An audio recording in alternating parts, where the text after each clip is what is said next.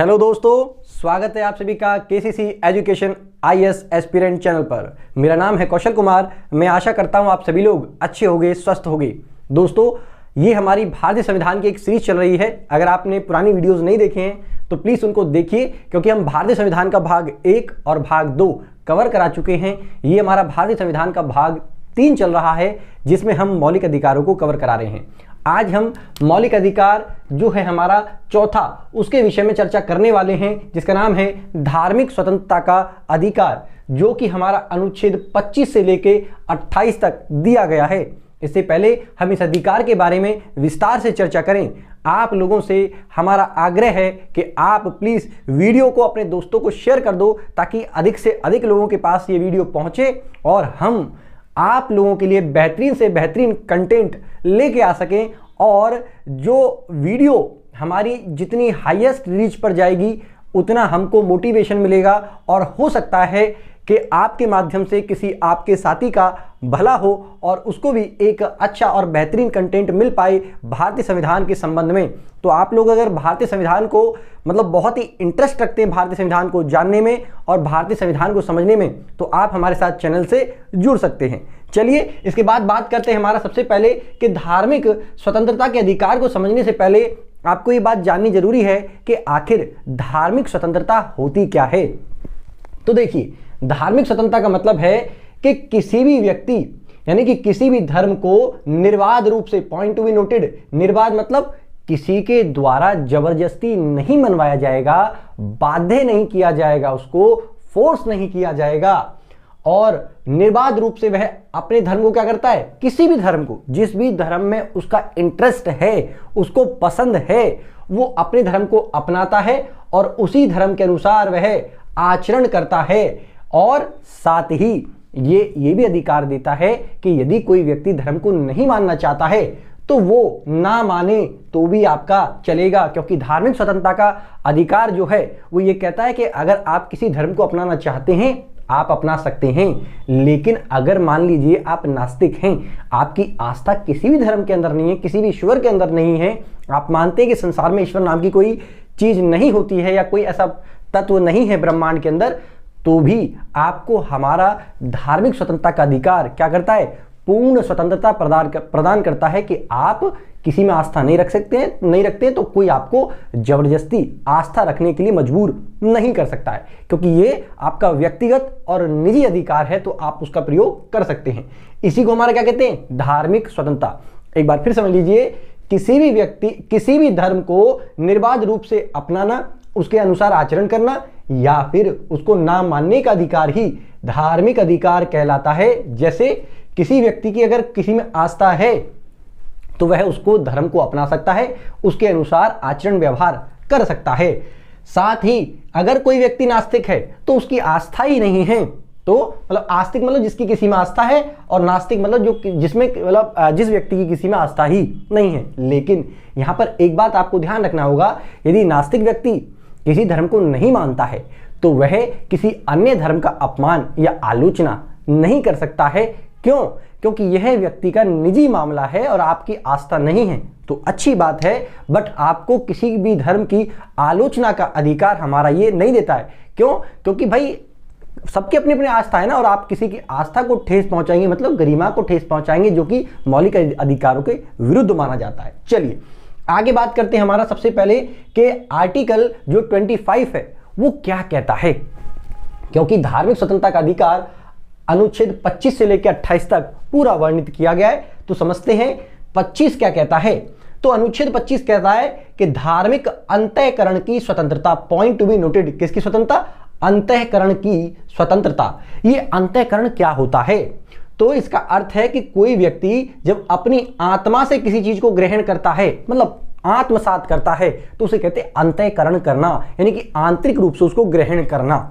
ठीक है, तो इसमें 3 बातें कही गई हैं अनुच्छेद 25 के अंदर। कितनी बातें? 3 बातें कि अंतःकरण की स्वतंत्रता है, यानी कि उसको अपने आंतरिक रूप से किसी भी धर्म को या ईश्वर के रूप में वो जिसको भी मानता है वह उसकी अपनी स्वतंत्रता है, यानी कि भगवान या उसके किसी भी रूप में वह विश्वास करता है तो उसको वह मान सकता है। आर्टिकल 25 की पहली बात। दूसरी बात कि धर्म को मानने का अधिकार है, इसका मतलब है कि वह सार्वजनिक रूप से इस बात की घोषणा कर सकता है, इसको अधिकार है, कोई आप पे दबाव नहीं बनाएगा कि मैं इस धर्म का हूं, मेरी आस्था इसमें है। तो आपको पूर्ण रूप से इस बात की स्वतंत्रता है, वो भी बिना भय के। आपको किसी से भयभीत होने की, डरने की आवश्यकता नहीं है, क्योंकि आपका संविधान आपको इस बात का अधिकार देता है। अनुच्छेद 25 एक बात और कहता है कि आपको अपने धर्म के अनुसार आचरण करने की क्या है, स्वतंत्रता है। इसका मतलब आप पूजा पाठ, आपकी परंपरा, आप कोई समारोह आयोजित करना चाहते हैं शांतिपूर्ण ढंग से, आपकी किसी में आस्था है, आप उसका प्रदर्शन करना चाहते हैं, तो इस बात की भी आपको स्वतंत्रता आर्टिकल 25 देता है। आई होप आपको ये 3 बातें क्लियर हुई होंगी। एक बात और धार्मिक स्वतंत्रता के मामले में, और वो है हमारा क्या, प्रसार करने की या प्रचार करने की। इसको प्रसार की जगह आप लिख लेंगे प्रचार करने की स्वतंत्रता। प्रचार करने का अधिकार भी आपको देता है। प्रचार करने का मतलब है कि आप अपने धर्म का प्रचार कर सकते हैं और सार्वजनिक रूप से इसको प्रकट भी कर सकते हैं कि देखो हमारा धर्म ये है और इनकी ये विशेषताएं हैं, लेकिन दूसरे की धर्म की अपमान या आलोचना नहीं करनी है। चलिए इसके साथ एक पॉइंट और जुड़ जाता है कि आपको प्रचार करने का अधिकार है, लेकिन धर्मांतरण का अधिकार नहीं है। ये धर्मांतरण पर क्या लगाता है, प्रतिबंध लगाता है।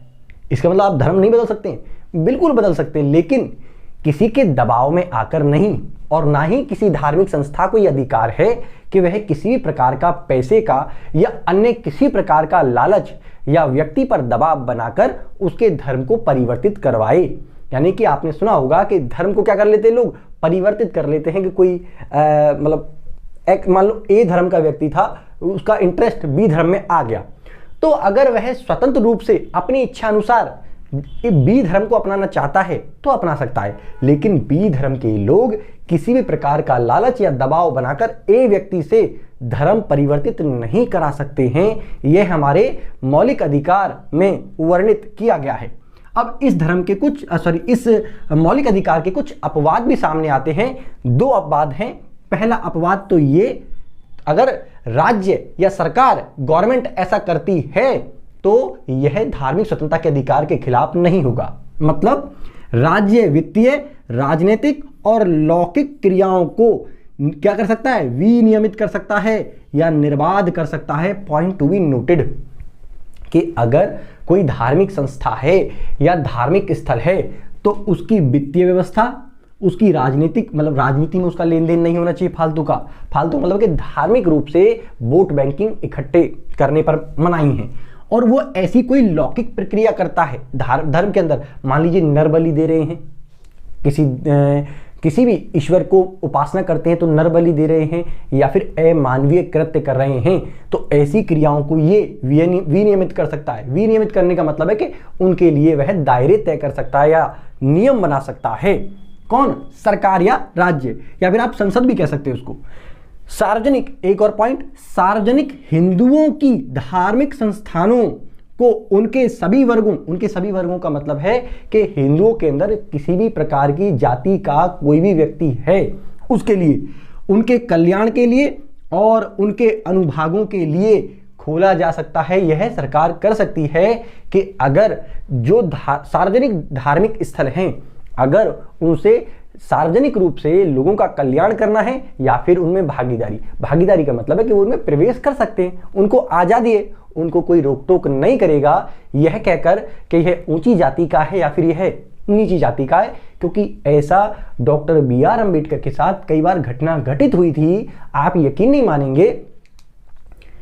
मतलब उस समय पर निचले तबके को जो निम्न जाति के माने जाते थे, हालांकि मेरे हिसाब से तो मुझे ये मतलब मेरा पर्सनल व्यू है कि फालतू का आडंबर है, जाति व्यवस्था होनी ही नहीं चाहिए, लेकिन फिर भी एक आप वो देखिए कि उस समय पर जो हमारा निम्न जाति के जो लोग होते थे उनको मंदिर के सामने से पूजा करने या दर्शन करने का अधिकार तक नहीं था।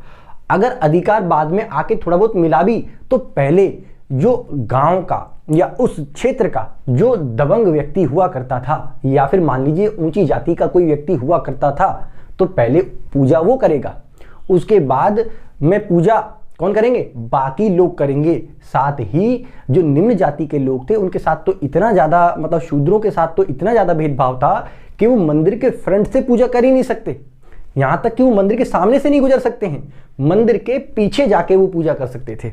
मंदिर का मतलब पीछे, मतलब ये तो हमारा मुंह हो गया, दरवाजा हो गया, और मंदिर का जो पिछला हिस्सा है वहां जाके ईश्वर की वो आराधना कर सकते हैं। तो देख रहे हो आप, इसीलिए डॉक्टर बी.आर. अम्बेडकर को भी कई प्रकार से, मतलब कई जगह पर इस प्रकार की समस्याओं का सामना करना पड़ा, और इसीलिए जब संविधान को बनाया गया तो धार्मिक स्वतंत्रता में इस अधिकार का वर्णन अच्छे से किया गया। आई होप आपको अनुच्छेद 25 धार्मिक स्वतंत्रता का अधिकार क्लियर हुआ होगा।